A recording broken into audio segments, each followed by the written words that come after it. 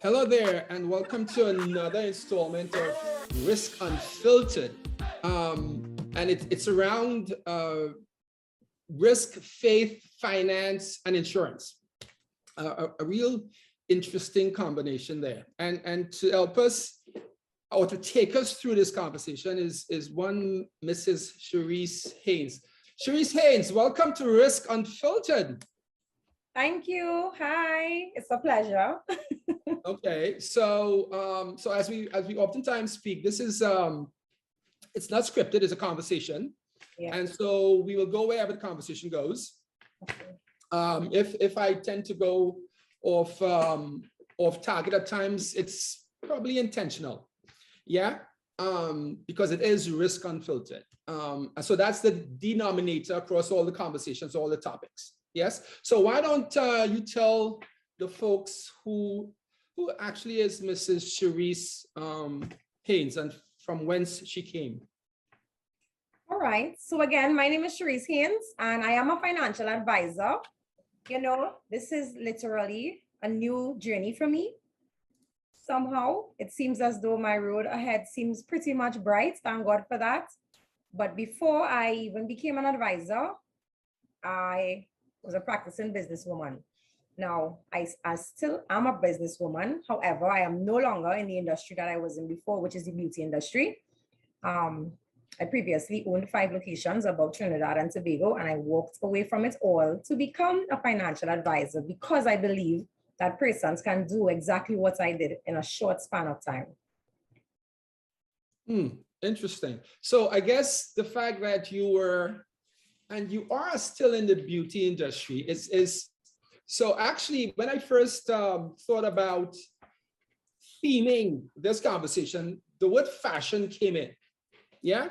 Because you are, excuse the term, it's not meant in a pejorative or derogatory way, you are kind of like a fashionista, right? You present yourself, yeah, I know quite a bit of financial advisors and yeah. So anyways, but that is what I said, wait a second. And then I would look at some of your posts and there's always a sort of like faith-based conversation you are having.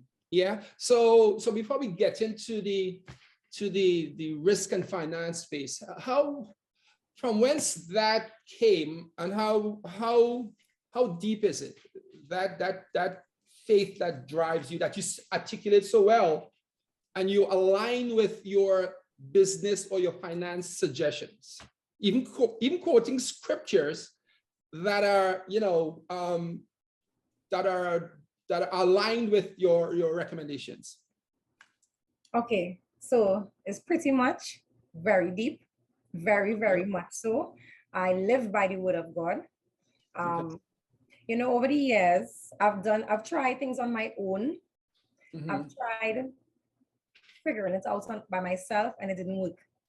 And I can safely say it was only when that point came when I gave my life to Christ and I got baptized and I really dedicated a period, like almost a whole year. I just got lost in the Bible and allowed it to drown me. It's only after everything changed, like my business, my finances, my relationship, my goals started to become accomplished. Everything changed for real. Right, and in realizing that, it's like discovering a really great restaurant and you just cannot stay quiet about it and keep it to yourself. You want to tell all your friends because you realize it's the best restaurant ever. So this is me realizing I found a solution to life and how to conquer. So why would I stay quiet? Right? I believe that I'm supposed to help the persons around me. I believe that it's such great news that I have to just tell someone. And if it is, I have a platform, that being social media, I found it to be the easiest way so that I can tell people. Right. Simply put. So how do you then delineate? So you go before a client, and I'm going to be pretty presumptuous here. So you don't go into a meeting with a client necessarily with the faith on your shoulder to speak about, and I guess you're a Christian, yeah? So, and so I'm sure you have clients who are of other religious persuasions. Yeah. So how do you bring that into your I know you carry it with you, obviously, you know, it's not separated, but it's not like you go doing Bible study and selling insurance products at the same time, right? Well, I don't know. I will not say that I quote scripture while I'm selling a policy unless there's a window of opportunity and it really comes in my head based on the conversation. Of course, if it's at the tip of my tongue and it's easy to come out, it comes out. But I'm not going to go with intentions of coming to preach to you. No. All right. I'm going based on the principles that I have gathered when I read. So I can advise you based on biblical principles. Okay. Right? Have you ever ran into any issues with this? Never. Okay. So how then, and again, so remember I said to you, the conversation will go along the lines of the answers and questions, yeah? So do you do any sort of due diligence before you meet with a client because of your faith, i.e. you being Christian, but let's say you're meeting with a brother or sister of another faith? Do you try and find out what that faith may be, so you don't what's the word I'm looking for, you don't speak of something that may be contrary to their faith or their belief in whatever religion that they may be? Well, first of all, if not, then that's a conversation we'll have. But go ahead. No, I could definitely answer this. Yeah. First of all, I truly, solely, and wholly believe, so therefore I'm not ashamed and I'm not trying to tiptoe around anyone. That's one. Two, I have never confronted anyone to become my client. 95% of my clients has come from social media, and therefore you reach out to me. Okay. So you already know what I come with. You already know whose I am, who I belong to, what I stand for. Okay. So if you reach out to me, it's because you want to hear from me from what you've seen on my page. Okay. Good. And so the reason I asked that question, risk management begins with the individual, right? Mm-hmm. So I say to folks, just as the organization you work with will have a disaster preparedness or a business continuity plan, you need to have one for yourself. Right. Yeah. And so when we're talking about due diligence, I have a methodology that I use when engaging folks. Even in your case, I try to find out as much as possible from them before I engage them. Yeah. For two reasons. One is that it makes a conversation, if it's podcast or not, a much more intelligent conversation. Yes. And then I'll know from where this person comes from, right? And then sometimes based on my due diligence, I'll say, heck no, I'm not having a conversation with this person. Yeah. So that's where where you, in managing your personal risk space, would tend to, if it were not for the fact that folks are coming to you, if you are now pushing or pulling instead of being pushed, then you probably would have to do that type of due diligence. But we'll come back to that. All right. So, well, let's ask the question another way. Mm-hmm. Have your faith ever pulled you away from a potential client? Or there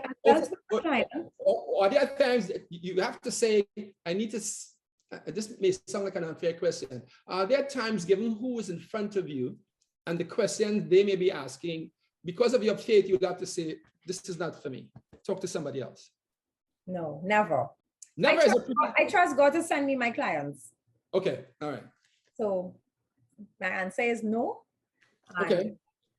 I believe that if that should happen one day, it is a test, and therefore is to see if I pass the test or not, based on what I believe and what he expects of me. What I would say is this. I had a client said to me once, now this is a very mature individual, a very successful lady, said, I don't know why, I have an agent for many years, but something told me to just reach out to you. I do not like the attitude of my other agents. So can you please help me? And I was like, sure, no problem. I'll be happy to serve. You know, we set up the meeting and everything. And in front of me, she said, I don't know why. I just really like you, but I realize you're so much into the God. I'm not really into that, but I just really into you. Okay. And I was like, maybe it's because you're into God for real. And you what you think is God, that's what you're not into. Right. Maybe it's the package, it's the religion, it's the whole bondage of what man's expectation of what religion and faith should be is what you don't like. It may not necessarily be God. Okay. That's what I would really say. How is it? So you work for a major insurance company in Trinidad and Tobago. Yeah. So let's talk risk and insurance, and then bring faith into that a little bit. So you are in a space, you are in a risk management space, but you are in the risk mitigation space, because as you know, insurance is a way to mitigate risk, right? It's one of the ways that is. Given what COVID is doing, has done, is doing, will continue to do, how, based on the conversations you would have had, i.e. the products, the conversations you would have had during COVID, because there's no post-COVID yet, right? There won't be post-COVID for a while. Yeah. Have those conversations with clients changed prior to COVID? So the clients that would have come to you and asking for policies and stuff prior to COVID, say early 2020, 29, how have that conversation changed since March of 2020 when COVID hit Trinidad and Tobago? So I get two types of conversations. First type is I got laid off, I got retrenched, I have less income, I can't afford, not yet. That's one. The second type is, you see, the reality is not everyone is suffering. True. Everyone really is affected by this pandemic. Some persons affected equally. Have skyrocketed, right? That's the reality. So I have now, as I said, I don't really reach out to persons. So I would not say that I have targeted persons who will be more successful, but I've definitely changed my marketing towards the essentials. Of course, yeah. So that's that. However, I found it to be somewhat positive in regards to my mission in this industry, which is to promote more business owners, to I'm not bashing the workforce, but however, use your employment as a form of a stepping stone into the entrepreneurial aspect of life, right? And I found that the conversations are very much empowering, exciting. I feel as though I'm giving birth to new hope in persons that was dormant before. And I love it. So it's positive. And even if the conversation has been negative, again, I will probe you to think, what are you passionate about? How can you monetize your passion? Don't go looking for a loan. Use your resources. We are called to be resourceful, not look for resources and be in debt and expense. Think about something. All you have to do is flip $1 and turn it into 2 and then into 10. You don't need to have 100,000 to then try and flip. That's small. So that's how the conversation has been going, because I don't just try to sell you a policy. So let's stay with the more those clients you may have or do have that, because in a crisis, a terrible thing is a good opportunity. Crises presents opportunities. So like you were saying, there are folks in the business space that became more wealthy because of COVID. And I'm sure the same applies to folks in Trinidad and Tobago. But even so the folks that weren't as impacted by COVID as some of the other clients, right, have their conversation from a, let's say, from a continuation of business, so from a protection of me and my family. So they may not have had a policy before, but because of COVID, they start thinking more like, what if? Yes. Have you had some of those conversations? For sure. Most definitely. Right. So COVID was a plus. Yes, I would say that. I would definitely say that. In this business, I believe that. It's just, even though COVID can definitely wake you up into realizing that you have to now protect your family, your income and all these things, some persons do not have, and then they understand the importance of it, but they don't have to, they don't have enough, or they're not prioritizing it enough to then put payment towards it. Okay. So you mentioned entrepreneurs earlier on. So one of my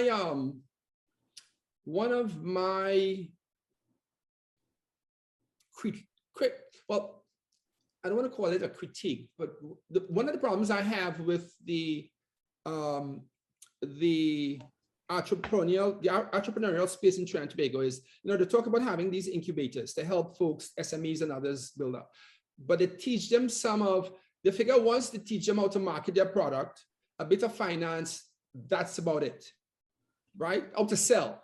And so there's no true, both literally and figuratively, risk management training for these entrepreneurs. And part of risk management is insurance products. So these are some things you ought to consider in going into business to protect you and your assets. Yeah. Do you find, so how do you then, well, let's have a future proofing conversation. What do you think needs to be done to get those SMEs, those future entrepreneurs, those budding entrepreneurs, much more risk educated? From your vantage point, what needs to happen? Most definitely. Primary school level education need to implement 1, risk management, 2, business management, 3, money management, right? Yeah. I believe that, I remember, let me share this with you. I remember I was about 12 or 13 years old at my swimming club, and a little girl was crying that she didn't complete her homework, and the mother was like, what happened to you? What homework you didn't do? The little girl was about 6 years old, and she attended Maple Leaf at the time, and she was like, I didn't finish my entrepreneur homework. And I was like, what is entrepreneurship? What is that? I went from asking, what is that? Those days I'm in Holy Name, and I did not know what is entrepreneurship, right? Wow. Something is very wrong with that. Damn, Skippy. Yeah. So one of the, and it's kind of instructive that you mentioned those things, because part of the mandate of the Caribbean Risk Management Academy, and we have already started, actually, we have reached out to certain schools, is to offer free fundamentals of risk management to young adults, starting with the schools across the Caribbean. Right. So we did our first Caribbean conference last November, and so the mandate from there to now and continuing will be to push that agenda. Yeah. So it's to that point. And so let me speak to that. So I am in the US, and I have colleagues in the UK and in Ireland, in London and in Ireland. And it's because of COVID, some of the things we're talking about is being introduced from elementary school up. Yeah. Correct. And so and I have said publicly and privately that the curriculum of these schools, and to your point, needs to be, we need to have more, not book educated, we need to have more risk intelligent, more lateral thinking. I don't even want to use critical thinking. We need to raise the IQ of our students from primary to secondary to tertiary, and speak to those things. So let me help you with that example. About 6-7 years ago, so I have a program that Arthur Lockjack offers, a professional certificate in enterprise risk management. And one of my colleagues there about 5 years ago asked if I would consider doing some special training for some 9 to 12-year-olds in South. And if I can develop a value of money workshop for them. You see the age group, 9 to 12. Yeah. But so I have a mantra that says, if you can't think it, you can't act on it. Right.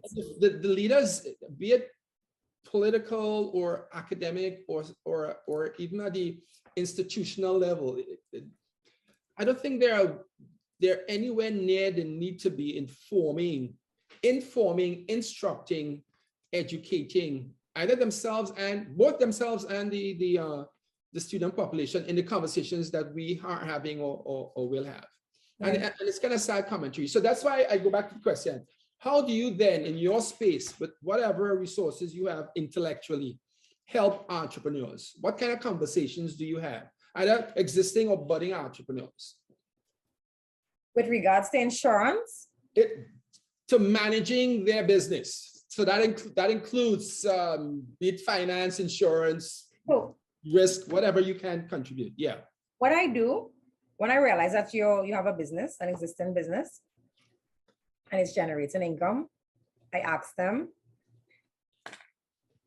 you, what's your income? Because remember, I want to know your expenses and I want to know what's your income so that I can then subtract the two to see what it is we remain with to then know how I can help you, right?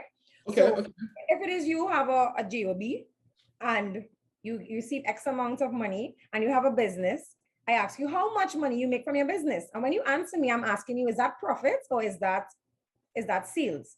Right. And sometimes just from that question alone, I get a hesitation. Because they don't know the difference. Right. Yeah. Right. And then when some answer, I'll ask you, so what do you do with it? What do you do with the profit? And most times they would say they spend it.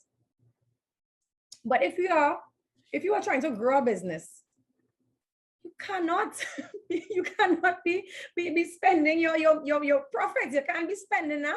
No. How do you mean you're spending it? I'm okay, fine. What are you doing with it? What are you buying with it? You're buying groceries. You're paying your house light bill. So I'm like, no. All right. Let's have a little small, simple plan, right? Simple. What I tell them to do is get a notebook, draw a column, draw one line. You have two columns, in, out. Every time money comes into your hand, just write it down on the date. Every time money leaves your hand to spend for your business, write it down and write a date. Do not spend any money from that income from your business on personal, not yet, not now. That's one way. Next way, I tell them split up every single payment that comes into their hands, split it up in 5 different places. For me personally, it would have been tithes first, right? But not everybody would believe in that. Right. So I give room for them to say, like, you know what about my tithes? Well, then I know I could talk to you like that. So tithes, savings, investments, expenses. However, we're splitting it up. You're committing to that. So if you get $100, you know you're splitting up that $100. If you get $1,000, you're splitting up that $1,000. At the end of the day, you will never walk away from your business. Even if it was unsuccessful, you will not be broke. It was definitely worth your while. That's the next way. The last way that I advise them to is every week after the in and out, every week tally it up. Do not touch it. At the end of the month, see what you have, subtract the two, and pay yourself a small income. Practice that at least for about 2-3 months. Come back to me. I can align you with an accountant who can then read your book with just your in and out and make it make sense. I am not going to do that for you. I'm busy, right? Right. And how receptive are they to that sort of guidance? Yeah, well, that education. Hungry for it, hungry.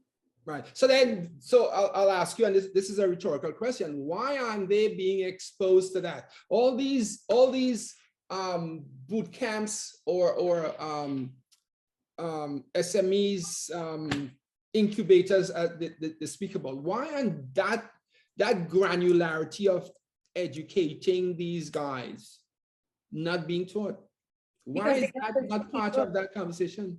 Because they are not business people. Yeah. Does. So how do we fix it? If you have to recommend something to the minister of Trade and Industry, the Minister of Education, seeing what you are seeing and what you've been exposed to, how do you then educate the existing entrepreneurial businesses?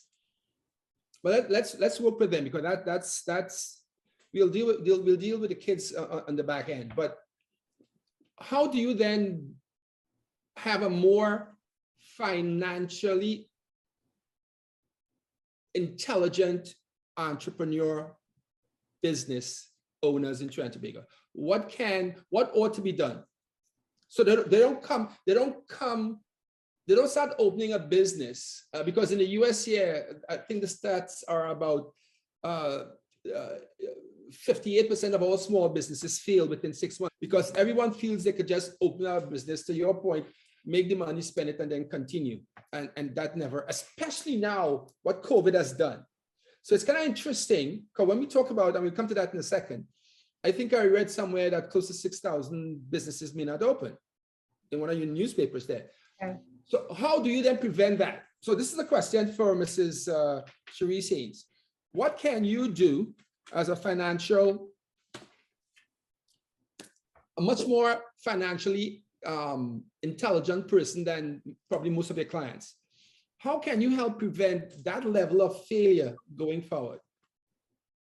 Well, besides the fact that we just spoke about implementing money management and stuff in primary school level, I would say, instead of coming up with these initiatives as scapegoats and means of swindling money for personal gain, besides that, I would say to have initiatives with successful business owners who you can create alignment with groups of individuals and you give them compensation based on results.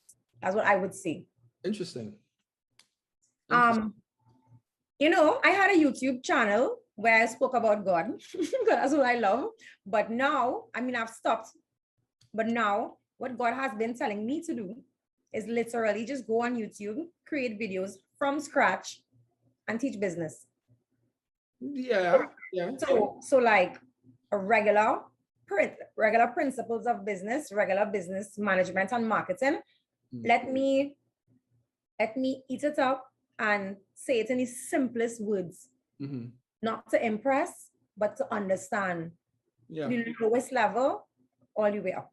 Yeah, and so it's I want to do personally. Well, yeah, you know what? So I would just respectfully suggest maybe sharing your skill sets and your experience with the folks on the outside, because here's the difference. Much of what, and I'll this is not like, you know, tooting our own here, but much of what we do. So I have competitors in this space, but the difference between I oftentimes say between me and my competitors is that most of what I share, I lived. I didn't learn. And that's the reason I could develop workshops and a successful risk management program that Atalock Jack runs, right? And of course, you incorporate international standards and best practices. But I tell folks, matters not what letters you have behind your name, or, you know, lean in with skill sets, because experience by itself could be a risk. Because if you had 20 years bad experiences and you totally messed up and you want to go and share that, but you could have bad experiences but good skill sets. Because I know some very skillful folks in the technical space, but I wouldn't take any advice from them by way of by way of their experience. But you can share your skill set, so you can train someone based on your skill set. So I'm an advocate for that. Lean in with your skill sets first. Experience does count, but I don't, and most of the folks who work with me or for me, I don't want to hear about your past experience per se. You know? And so that's another conversation. So in doing that, and I think that's a great idea, but share your experiences with them, because I don't believe, Googling something is fine for information, not necessarily for instructions, unless you want to fix it. Correct. Right? And that doesn't help with your personal finance, because no one cap fits all. And you know that, because you could give the same advice to two individuals and they'll treat with advice differently. One will succeed and one will not. Yes. Brilliant. Okay. So now let's tie in insurance specifically with risk. And then as a denominator, your faith. Yeah. And so I was thinking about this. I was having another Zoom meeting and something came up, and it was around, this email I sent. So the question I asked the folks on my mailing list, why was the Taliban successful against the US forces? And I identify certain points: attitudes, behavior, appetite, personal beliefs, something. And so I got a bunch of responses, but the one response I did not get, the Afghan fighters were fighting not necessarily for the country, but for the money that they were being paid. Yeah. The Taliban was fighting on faith and that religion. Yeah.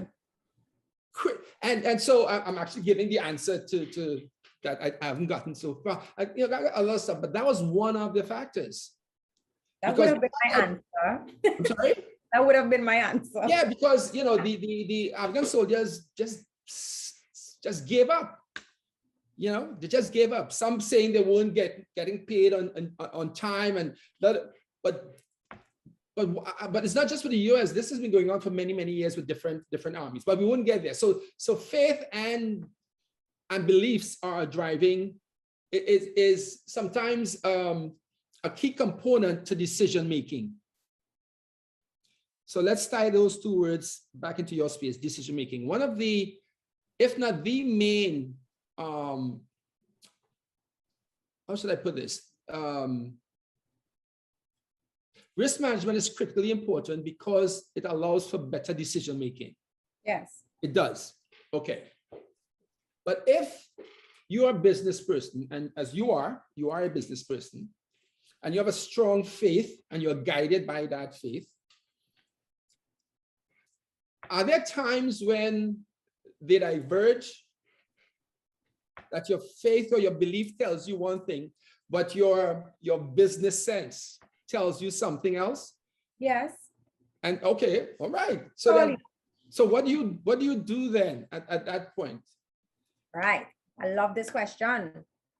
Years ago, I wanted to get a section in a band, and every door was opening for that to happen. I have a great following with women. I know my section would have sell out. It was a very highly sought after carnival band. Yes, I did my design. I had everybody in place to get it done. I read in the word, and it's going against everything the word says. So again, I'm at a crossroad. Right. I know the money would have come. I know it, right? It made sense business-wise in every way. I even tried to say, well, okay, this is my culture, Right. I'm a trainee, so nothing is wrong with this. That's what I'm trying to convince myself. No. So in the end, I chose God. I chose what God's teaching said, and it was wrong. For me, I believe that it was really a wrong decision, even though it would have been profitable. So I walked away from it. And not too long after, breakthrough came in a different way. Right. That was not contradicting to him. Okay, so then that leads me to this question that I would not have asked if this was scripted. So is it that you are, I wouldn't use the word anti-carnival per se. So so profiteering, let's frame it like this. So making a profit off of carnival events, is that against what your personal beliefs of faith teaches you? Carnival is culture. What carnival is today, I don't think that is culture. What it has evolved now to be now, no. I am not going to make $1 off of sinful activities. I am not going to make $1 off of nude behavior, off of nakedness. I am not doing that. Okay. So that's a dichotomy of sorts, because you're living amongst, I would say the majority of the population is into that. Yeah. So would you then, and I'm going to put you on the spot because this is Risk Unfiltered. All right. Would you then, any of your clients, and because it's same thing with you not doing it, are any of your clients band leaders, masqueraders? For sure. Before insurance, I own spas. So would you take a client? Would you take a band leader as a client who makes the kind of master? Of course, and as my opportunity now, once the opportunity arises, then share with them love, not judgment. Okay. right? And when you build relationship with persons, you become more comfortable in sharing. Well, yeah, that's true. They become more receptive. But when Okay. you now meet someone, you can't do that. Oh, okay, okay. And it's not like, so you don't try to change their thinking per se. You could speak the word and leave it up to them, but you don't say, okay, but you do have clients who are in a space that you yourself would not go into. Correct. Okay. Correct. And I Okay. make myself available. Okay. And that's where in my personal time I pray. I lift them up in prayer. And if it is what God wants, He can change their hearts and He can make them reach back out to me. But I'm not God. I Okay. just believe what I believe. Okay. So well, let's stay with that for a second. So earlier I called you a fashionista. Mm-hmm. That you ascribe the two. So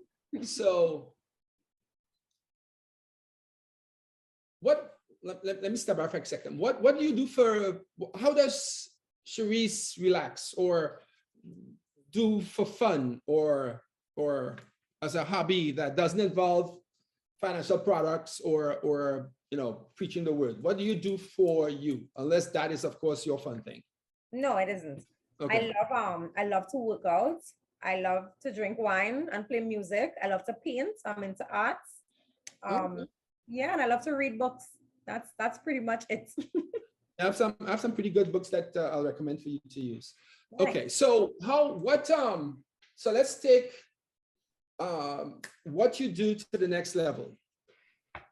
Given the world we are living in now, which is very much more complex, more volatile, a lot of not good things will continue to happen. And if we think about climate change, we think about our neighbors in Haiti, the kind of flooding that Trinidad and Tobago is experiencing. How can you help prepare the constituents of Trinidad and Tobago to manage those future risks? Is it by way of new product offerings that your company is building? Because obviously you can't sell the same type of, products 5 years ago, this year going forward. So are you guys redesigning products or building new ones? Are you helping them build that, or you just take what they have and go to your clients and sell? For the past few weeks, I have been seeing new implementations as to our product list. Okay. And I believe it is the agents, owners, to indulge themselves in a way that they understand the product inside out to then be able to create a cocktail that can be customized for their clients' needs. Right. As much as times are changing, yes, every client is different. Everybody has different goals, right? So I truly, honestly believe, as much as you're saying, classical policies, you can't just go along selling the same thing. I will definitely say the risks don't really change. It becomes greater. Right. That is what I believe. Is the same things going to hamper your goal? Maybe you're right, but in a much quicker way, probably a more complex way. And so think death, think a life insurance policy. You are going to die.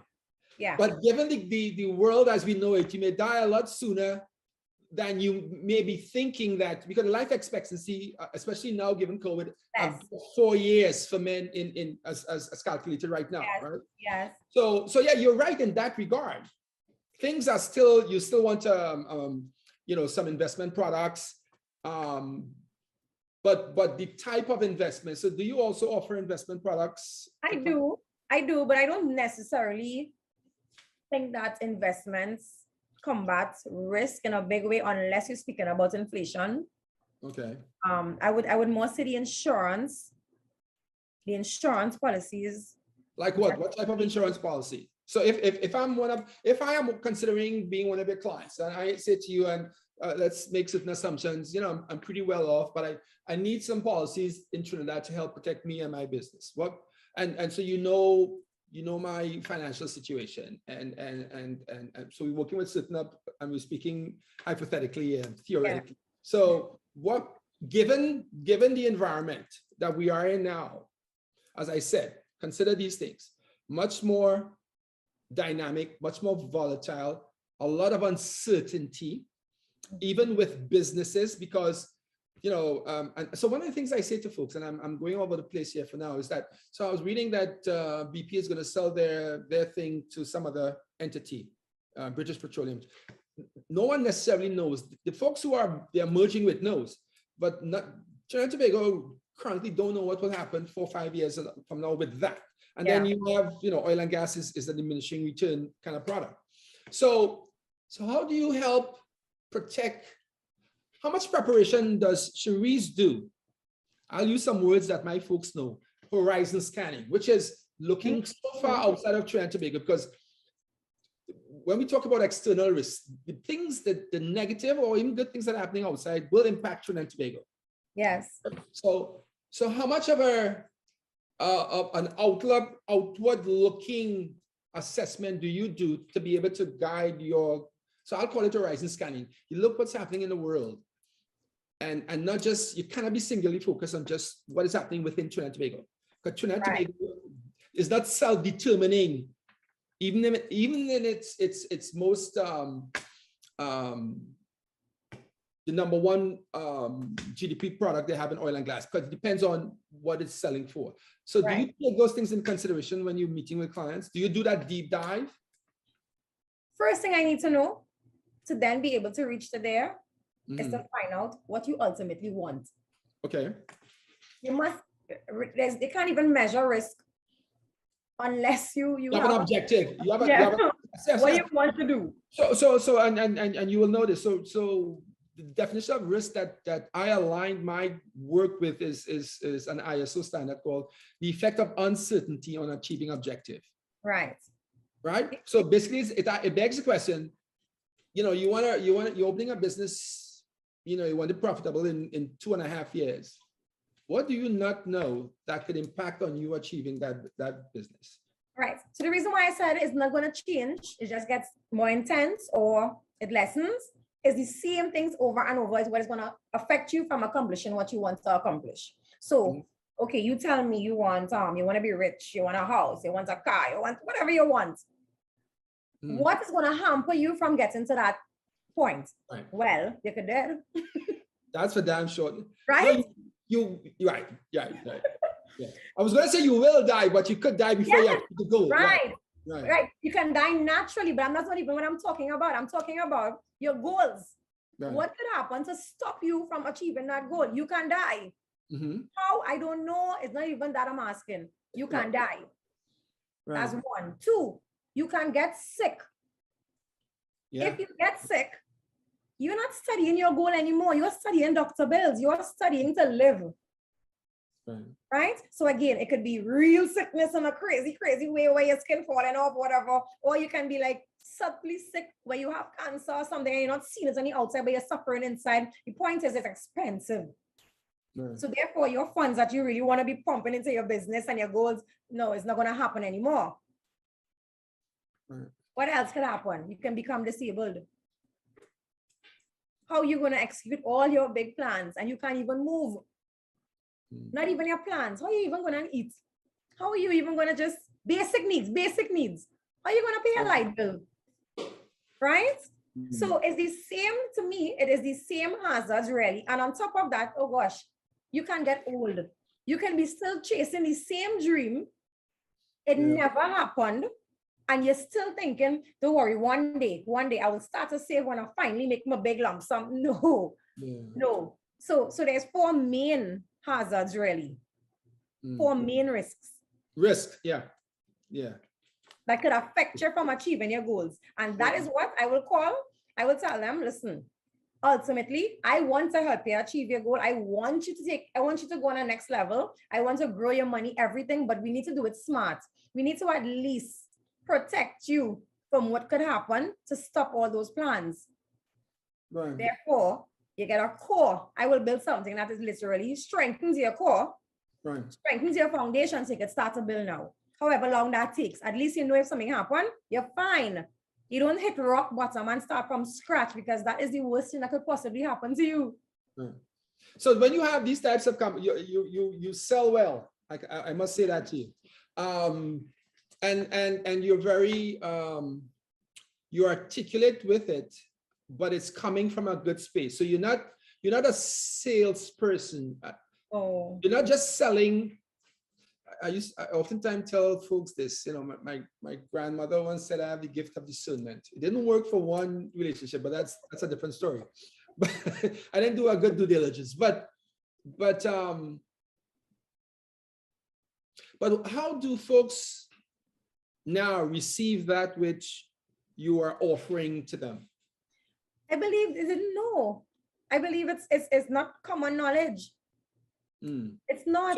So they are receptive to it and they act on those. Very much receptive to it. And you'll be surprised to the different levels of individuals I'm speaking about. It would think it's one. No.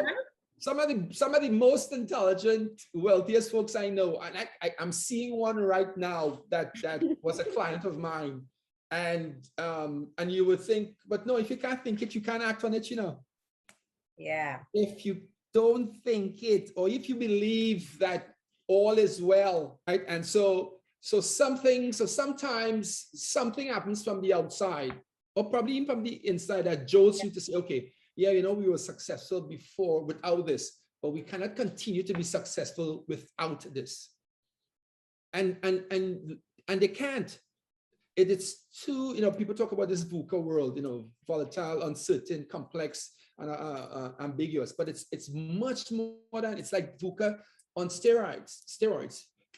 I'm involved in certain things that it is actually scary, right? So I live in a world where it's not about predicting outcomes, but it's trying to identify what can go wrong based on two things: what has gone wrong, and how intelligent, how risk intelligent are the people today who's making decisions? Because the greatest risk to your home, your organization, are the decision makers, the people. Yes. That is the greatest risk. Even you. Yes. Yeah. And if they aren't thinking, doing what we call horizon scanning and future, doing the things that you are doing, then we're in a pretty dangerous space, Mrs. Haynes. And that's my fear, especially for Trinidad and Tobago. It's happening globally, but especially in Trinidad and Tobago. So it's incumbent.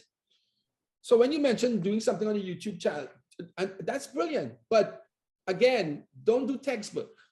Share your skill sets and some of the battles you have gone through in the business most place. Most definitely. However, let me take it back a little further. How my business came into play was I was studying business, and while I was in school, I didn't have any money. So I needed to find some kind of way, because I had a young child, and persons used to find my hair and aesthetics was looking nice. So they would ask me to do it, and I didn't want to. I was just trying to do makeup to persons because, well, I like to paint. And since my father couldn't stand to hear that his child wants to be a starving artist, I said, well, okay, maybe I'll just paint on her face and make money with it. And, it's not every day someone wanted their face done, but it was every day someone wanted their hair done. So that was my first rule on demand and supply. And I had to be adjust to suit because I wanted the money. And everything that I learned while doing my business degree, I implemented it in my little hustle at home, and it grew by mistake. It was not. You tweak certain things. Yes. You added to that which you learned. Yes. Yeah. Right? And that's how you become. I got results. Yeah. And even though the intention was never to stay in that industry, I never wanted to be a beautician. I never wanted to do hair. I started opening salon after salon, after spa after spa, and it was like, what is this? This is not what makes me happy, but the money is making because I implemented what I learned. So for me, I would say the best way to combat risk on a general scale in Trinidad is to promote specialization. Okay. Define what do you say? When you mean specialization, what do you mean? All right. You can be a pie maker. It can be pies. right? You're just making pies on the side of the road. No problem. No problem. That's good. But what if you invest in yourself by learning not just the craft of making pies, but the best way to package it, the best way to price it, the best way to market it? What about learning how to engage with business owners to now put your pies on the shelf? What about now building a team? What about really learning what you do to the best of how it can be? And I believe now, the more education you have is the less risk. So even if the risk is this high, at least now, yes, it still have risk, and it can still be lost. But because you know to a T, your risk will now start decreasing. Yeah, because now you could identify controls to mitigate some of those risks. Yeah. That's risk management 101. That's basically it. Yes. And so when folks, you know, it's kind of ironic we're having this conversation. So let me share with the folks who will be listening to this. Cherisse and I have a mutual friend and colleague, and she's of similar faith thinking. Yes. And she is in the space that you operated before in the salon business and stuff. Yeah. And she was also on this podcast. And so Cherisse had a conversation with her at some point in time, and she suggested to Cherisse that Cherisse and I should have a conversation. Cherisse took religion out of her thinking and never reached out to me. So no, I was waiting on God. But no, so yeah, I'm going there at that point in time. And so and I never knew about this until I reached out to Cherisse to have this conversation. And I spoke of that discernment kind of thing. And it's ironic then, and it's ironic now based on the topics we're having and the conversation. Because you're saying much of what I articulate, but in a very different way. Yeah. It's like speaking, it's like I am on terms. Yeah, I'm speaking, you know, I am articulating a sentence in one language, you're articulating the same sentence in another language, but the construct of the sentence is the same. Kind of interesting. And that doesn't happen by happenstance. Those two things that I'm just speaking about. And that's my belief there. So, all right, let's wow. I believe that's why I sell. I believe that's why I sell as much as I sell, because people don't understand. And when you sit before someone who's so knowledgeable, they're so knowledgeable that that's what they know, and that's how they communicate. Not realizing who they're speaking with. You now have to, I don't want to say calm down. You now have to adapt, you know, and just know how to transfer the knowledge. Don't try to impress. Don't try to, you know, but that's really how I believe. Or upstage. Yeah. That is how I believe it is. So when people understand, you do better when you know better. Yeah. You know? So when you educate them, they make the personal choice now to create change because they want a different result. But when you don't know what to do, if you can't you do it because they heard it was good. Right? You do it because they said it was good. And then as soon as a little hardship comes, the first bill you want to let go of is the insurance bill. Yeah. Because it's a bill. But when you understand it's not a bill, it's a priority. Yeah. Well, it's like an investment in you and your future as well. And it's a protection for your assets. You can't want to invest into something but not protect it, because then you're leaving yourself exposed. Okay. You have to protect what you believe in and what you want to grow. Are you so you're working for a particular agency? You're not like an independent No, I'm definitely with Guardian Life of the Caribbean. Yeah. My aspirations personally, I would like to so Dominion is the name of the vision and the brand and the business name that I have for my organization. But right now I choose to use Cherisse Haynes for personal branding because I want persons to get to know me on a personal level. And when that time comes, I will implement the brand of the company. Yeah. Dominion is supposed to be a group of individuals who are versed in finance in different ways. So because I am licensed, with central bank, we have regulations, we have things that we Yeah, have to abide by, yeah. that I have to abide by because I Yeah. am the insurance agent. However, if I work in conjunction with someone who has different skill sets, who can definitely put money in your pockets, I want to work with you. So even if it means education, even if it means courses, even if it means even psychological, because again, we want to do so good, but yet still, what is your mental health? What is your psyche? What is your mindset? Yeah. What is your what's mindset? your So lifestyle, yeah. everything. I said to you, I don't have it close by, but there's a book called Anthrovision. Okay. And it's written by a finance / journalist / anthropologist. One of the areas I spend a lot of time in is around the psychology of risks. So if it is that the greatest risk to any organization is its people, the decision makers, all right? How could you not want to identify the risks associated with persons or human? So we talk about human capital risks. Yeah. Yeah. And so when we talk about risk culture, we talk about the attitudes and behavior. Machines don't have attitudes and behaviors. Processes don't have that. It's the human part of the organization where the greatest risks lie. So a lot of my time is focused around that human capital risk side. Right. So that involves biases and heuristics. What is your tolerance for risks? What makes you think a certain way? And the more time I spend doing that, the more worried I become, especially for the Caribbean and Trinidad and Tobago. So when folks ask me publicly, how long would it take? I usually say 2 generations before we get the type of decision makers to treat with where the world is today and where it will be a couple of years from now. And I say it can be less than that if the person engulfs themselves in the word of God. Most definitely. That is part of it. But it can't just be, so let me share this with you. It can't just be about the word of God of faith, because if you have, that's religion meeting what your prior experiences and education is. You are different.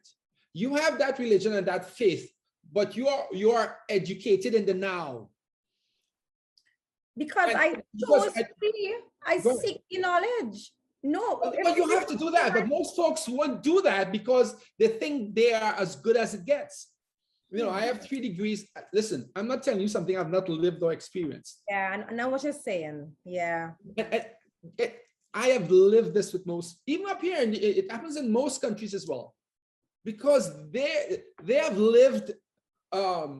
So risk management needs to be a lived experience, and that's my bias because it's like a life skill now, right? So think business continuity, think disaster preparedness. So it's not just about. I have a big issue with the ODPM and some of these other folks. It's not just about preparing.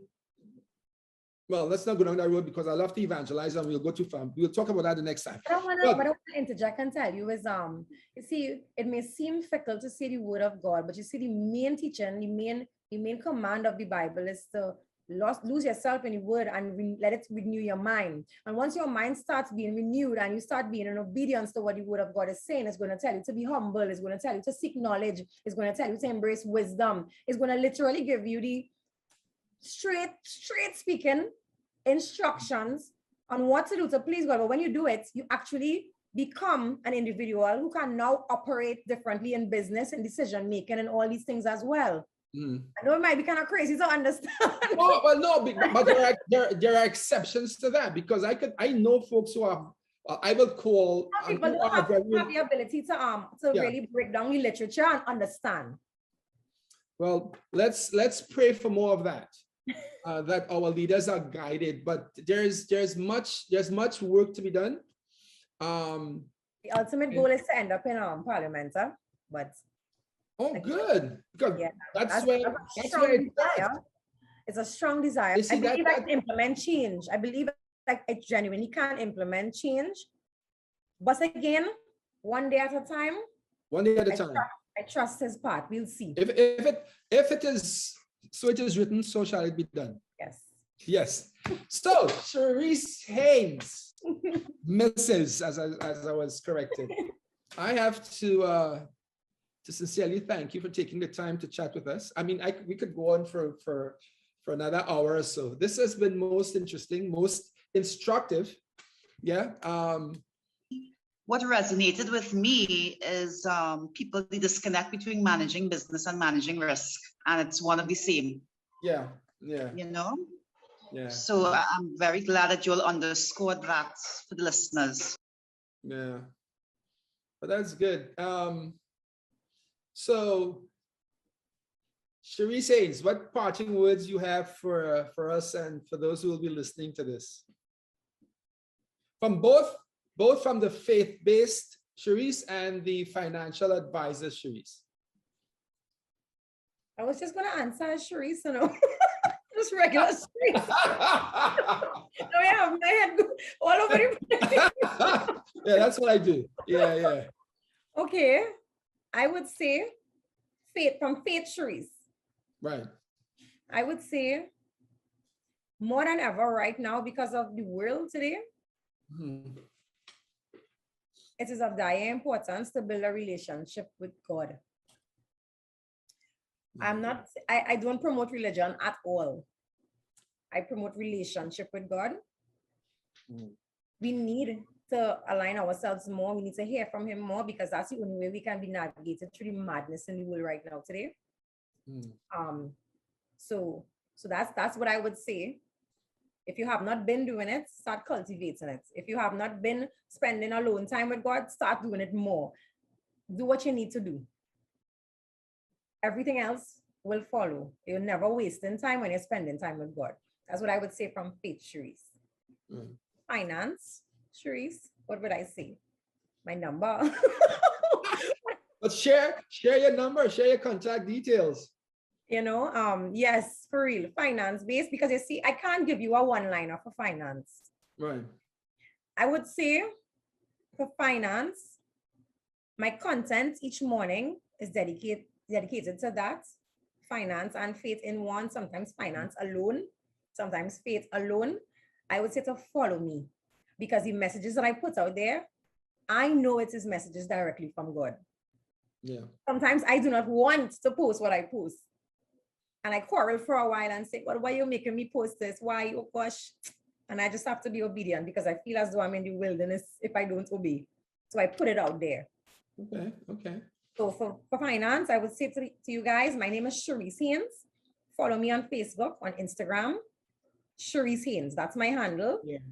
And my phone number, I don't have a problem with giving up my phone number. No, that one you can leave. Let them connect with you. But I could attest to the fact, because the way what intrigued me, or what grabbed my interest, is how you integrated the faith Cherisse with the financial suggestions from Cherisse in your postings. Yeah. Well, I get it from the Bible, you know. You what? I get it from the Bible straight. Well, okay, because you do quote scriptures. Yeah, but and what I get from it, what I explain. Right, but it's always aligned with the topic that for the most part, that you want to speak to from the finance insurance side. So and so hence the title of this thing, you know, integrating finance with faith, with actually it had religion, but I was guided appropriately, faith with finance and risk. So finance is a part of life, and if it is the Bible, it's called the book of life. It is going to tell you about finances. Yeah, it's going to tell you about everything about life. It's going to tell you about relationships, about everything. I just pinpoint finances, and the book of life tells you a lot about money. I don't think people know. So this is my platform to showcase that. The richest man in Babylon. So King Solomon was one of the richest men ever lived. What were some of his principles that he implemented to become so wealthy? It's in the book of Proverbs. Right. You know, so it's not me. I just read the word and interpret it. That's all.